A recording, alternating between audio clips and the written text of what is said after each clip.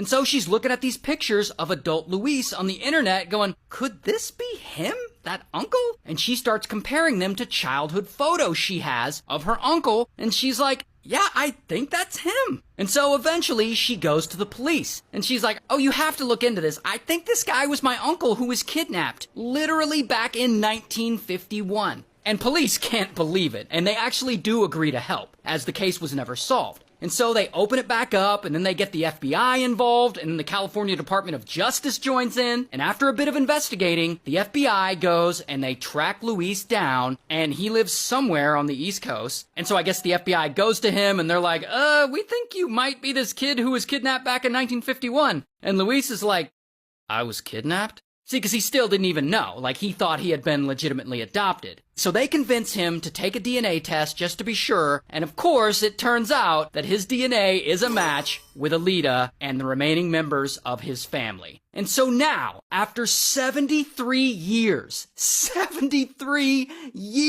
he finally flies from the East Coast back to Oakland, California to meet his biological family. A man reunited with his family 70 years after being abducted after he was found through a voluntary DNA swab test. Now, keep in mind, most of these family members he's either never met or he just doesn't remember. But one person he does remember, his brother, Roger, who he reunites with, and this is a picture of the two of them. That's Luis on the right and Roger on the left. So then, after all that, who was responsible for this kidnapping? Well, unfortunately, that's a tough one, because 70 years have gone by. We don't know who the woman in the green bandana was, and Luis was 6 years old, so he doesn't remember too many details of it. And his adopted parents aren't even alive anymore. So, honestly, I don't know if we'll ever know.